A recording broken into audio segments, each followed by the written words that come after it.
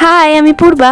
চেন্নাইতে পৌঁছেই নিজেকে হোটেল রুমে বন্দি না রেখে বেরিয়ে পড়লাম আমাদের হোটেলের ঠিক পাশে 2 মিনিটের হাঁটা পথে অবস্থিত এডওয়ার্ড এলিট বিচে। এই বিচটি কিন্তু মারিনা বিচের ঠিক পাশেই অবস্থিত এবং এটিকে চেন্নাইয়ের সবথেকে পরিষ্কারতম বিচ বলা যায়।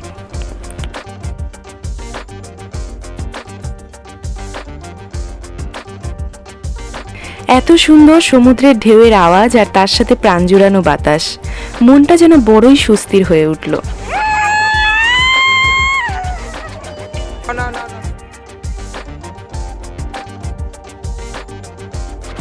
বিচে পৌঁছেই আমার সবার প্রথমে নজর যায় আমার প্রিয় খাবার ফুচকার দিকে। তবে সত্যি কথা বলতে এই ফুচকা খেয়ে আমার একটুও ভালো লাগেনি। কলকাতার ফুচকার স্বাদ তো পাইনি।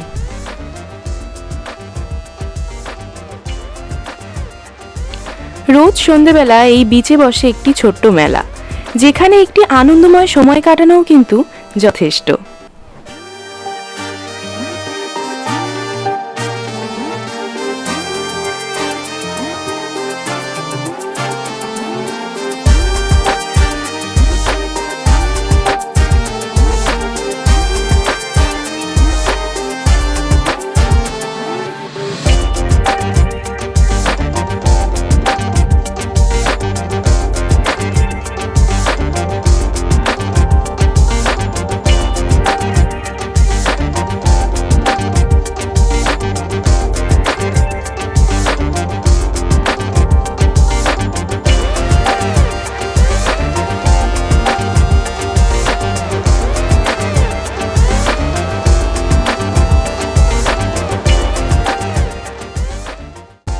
হোটেলে ফেরার পথেই আমরা খেলাম এখানকার ফেমাস কুলফি।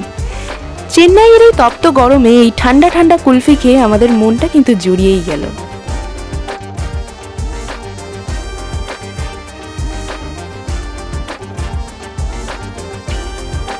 বিচে একটা ভালো সময় কাটিয়ে এবার চললাম আমরা হোটেলের দিকে।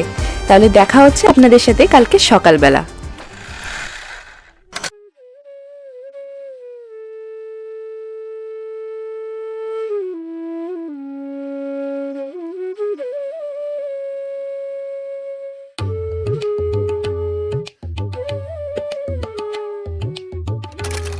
Good morning. আজকে আমরা চেন্নাইতে আমাদের সেকেন্ড ডে। আজকে আমরা আউটিং এ যাচ্ছি।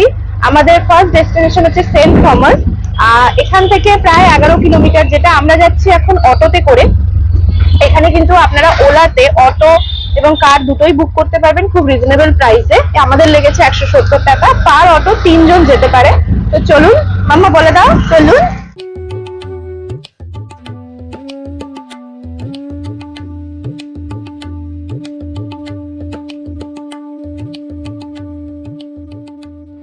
আমরা চলে এসেছি আমাদের চেন্নাইয়ের ফার্স্ট ডেস্টিনেশনে। আপনারা পেছনে যেটা দেখতে পাচ্ছেন এটা হচ্ছে সেন্ট থমাসের সমাধিস্থল, যাকে বাংলায় বলা হয় হচ্ছে সাধু থোমা।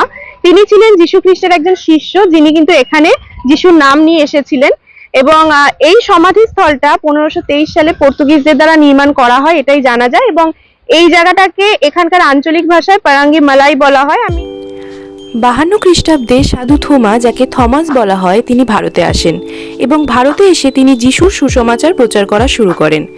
তিনি কিন্তু ছিলেন যিশুর শেষ 12 নম্বর শিষ্য, যিনি যিশুর নাম নিয়ে ভারতে এসেছিলেন। বলা হয় যে 72 খ্রিস্টাব্দে একজন হিন্দু পুরোহিত তাকে এই স্থানেই হত্যা করেন যখন তিনি প্রার্থনায় মগ্ন ছিলেন।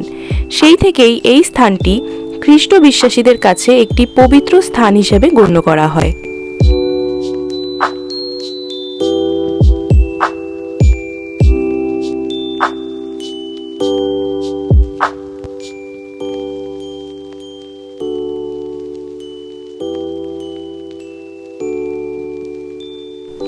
টোটাল 160টি সিঁড়ি বেয়ে অবশেষে আমরা পৌঁছালাম সেন্ট থমাস মাউন্টে। বলে রাখি, যারা সিঁড়ি বেয়ে এখানে আসতে পারবেন না তাদের জন্য পাশেই একটি প্যারালাল রাস্তা দেওয়া আছে, যেখান থেকেও আপনারা আসতে পারেন।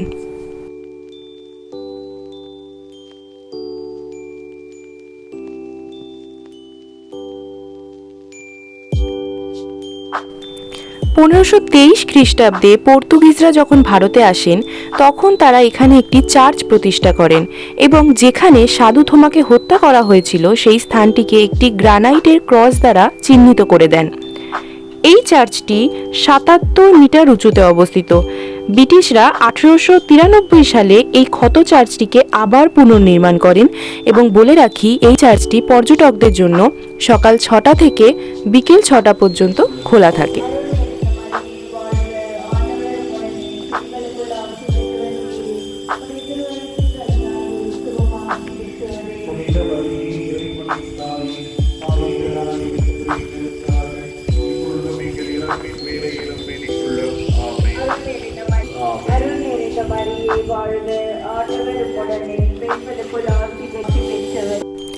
গত বছর 2023 সালেই এই চার্চটি কিন্তু এর 500 বছর পূর্ণ করেছে।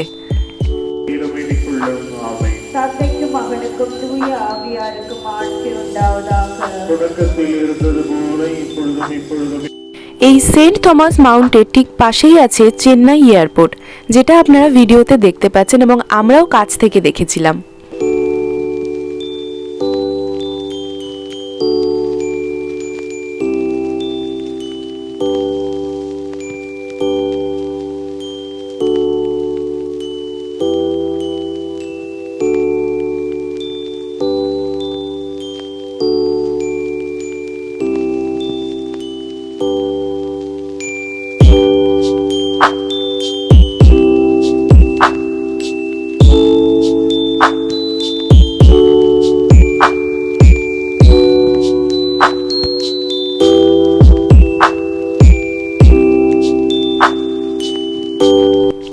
এই চার্চ পরিদর্শন করে আমরা চললাম এবার আমাদের পরবর্তী গন্তব্যস্থলের দিকে। চলে এসেছি চেন্নাইতে আমাদের সেকেন্ড আউটিং ডেস্টিনেশনে, সেটা হচ্ছে গভর্নমেন্ট মিউজিয়াম। যেটা এখানে প্রাইস হচ্ছে বড়দের জন্য 15 টাকা, আর যারা 3 বছর থেকে 12 বছরের বাচ্চা তাদের হচ্ছে 10 টাকা করে, আর তার নিচের বাচ্চাদের কোনো টিকিট নেই। ফরেনার যারা আসবে তাদের জন্য 200 টাকা এবং 125 টাকা করে টিকিট আছে। আর এটা হচ্ছে কি সকাল 9:30 থেকে 5টা পর্যন্ত খোলা থাকে শুক্রবার করে, আর যেগুলো ন্যাশনাল হলিডে সেই হলিডে গুলোতে বন্ধ থাকে, বাদ বাকি সব দিনই খোলা রয়েছে। তো আপনারা যদি চেন্নাইতে আসেন তাহলে অবশ্যই এই মিউজিয়ামটা ভিজিট করবেন। এখানে আসতে গেলে এখানকার নিয়ারেস্ট মেট্রো স্টেশন হচ্ছে এগমোর মেট্রো স্টেশন বা এগমোর রেলওয়ে স্টেশনও আছে। আর এখানে কিন্তু স্টুডেন্টদের জন্য এন্ট্রি ফি মাত্র 5 টাকা। এখানকার স্টেটের স্টুডেন্টদের জন্য প্রচুর বাচ্চা এসছে স্কুল থেকে। এটা আমরা যতদূর বুঝতে পারছি এখানকার লোকেদের জন্য এটা একটা বেশ ভালো। Bye bye bye by.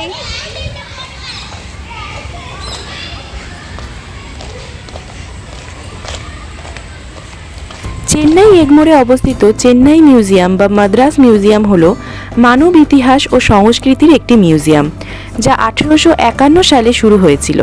Kolkata মিউজিয়ামের পর ভারতের এটি দ্বিতীয় প্রাচীনতম মিউজিয়াম এবং এই মিউজিয়ামটি বিশেষভাবে প্রাচীন প্রত্নতাত্ত্বিক ও মুদ্রা সংক্রান্ত বিষয়ে সমৃদ্ধ।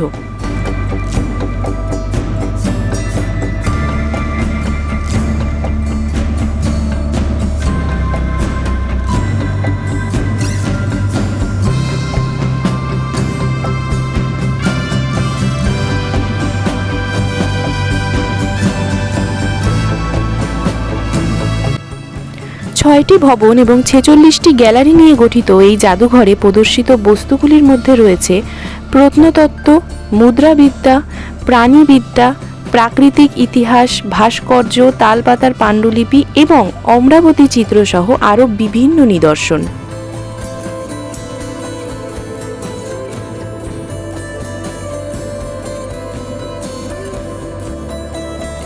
ইন্দো সার্সেনিক শৈলীতে নির্মিত এই মিউজিয়ামটি রাজা রবি বর্মা সহ বিখ্যাত শিল্পীদের বিরল ইউরোপীয় ও এশীয় চিত্রকর্ম রয়েছে। এটিতে ব্রোঞ্জ মূর্তিগুলি সবথেকে উন্নত সংগ্রহ রয়েছে, যার মধ্যে 500টি এশিয়ার এবং যেগুলি কিন্তু 1000 খ্রিস্টপূর্বাব্দের।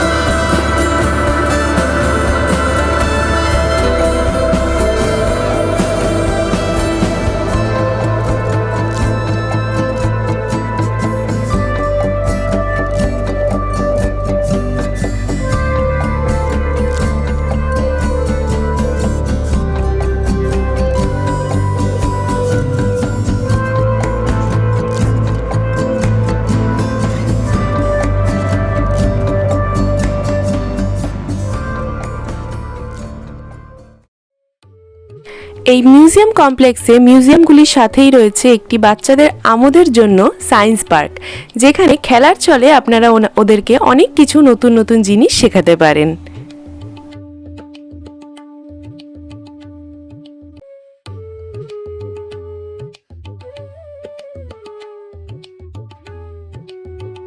চেন্নাই ভ্রমণের পার্ট 1 ভিডিও তাহলে আজকে এখানেই শেষ হচ্ছে। দেখা হচ্ছে খুব শিগগিরই এর পার্ট 2 নিয়ে। তাহলে ততক্ষণের জন্য আপনাদের সকলকে tata. God bless you all.